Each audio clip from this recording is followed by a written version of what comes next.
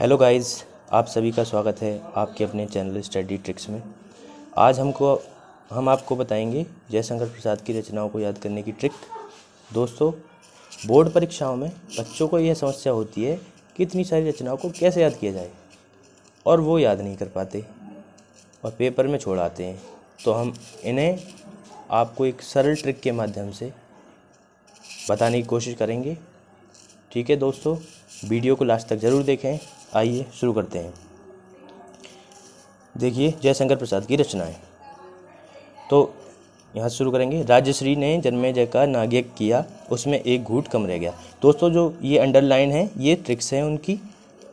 ठीक है, तो राजश्री ने जन्मेजय का नाग्यज्ञ किया, उसमें एक घूंट कम रह गया। तो फिर उसने प्रायश्चित किया, क्योंकि भाई भगवान उससे नाराज हो गए थे। अजातशत्रु की आंधी देखकर आंसू आ गए। अजातशत्रु था शत्रुघ्न सिन्हा, आपने नाम सुना ही होगा। शत्रुघ्न सिन्हा एकदम हीरो है।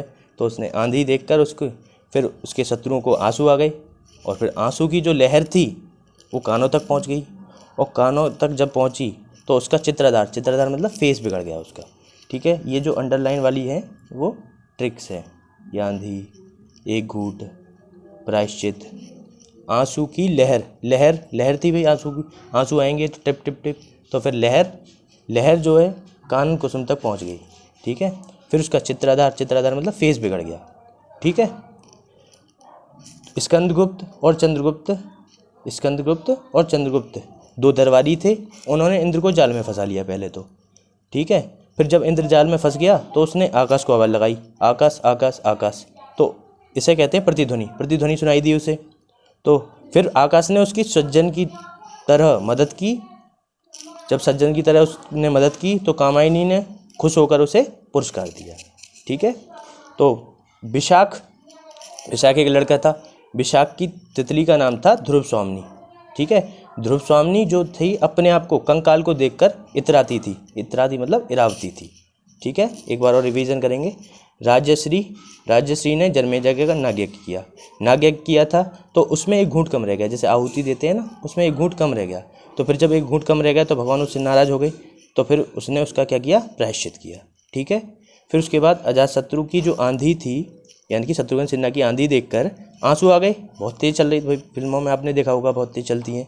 फिर आंसू की जो लहर थी वो कान कुसुम तक पहुंच गई। फिर उसका क्या हुआ, चित्रधार यानी कि फेस बिगड़ गया।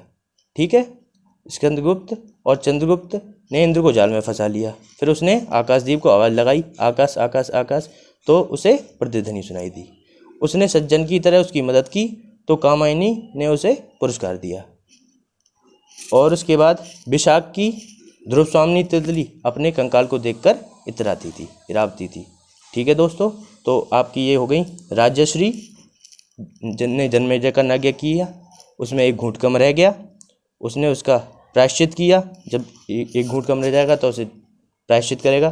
फिर अजातशत्रु की आंधी देखकर आंसू आ गए। आंसू की जो लहर थी वो कान कुसुम तक पहुंच गई, जिससे उसका चित्रधार बिगड़ गया। स्कंदगुप्त और चंद्रगुप्त ने इंद्रजाल में फंसा लिया। फिर आकाशदीप की आवाज़ लगाई, प्रतिध्वनि सुनाई दी, सज्जन की तरह उसकी मदद की, तो कामायनी ने उसे पुरस्कार दिया। विशाख की ध्रुव स्वामिनी तितली अपने कंकाल को देखकर इतराती थी। ठीक है दोस्त, आई होप आपको ये वीडियो पसंद आई होगी। अगर हमारी वीडियो आपको अच्छी लगी हो, ऐसी वीडियो आगे देखने के लिए हमारे चैनल को सब्सक्राइब करें। ठीक है, थैंक यू दोस्त।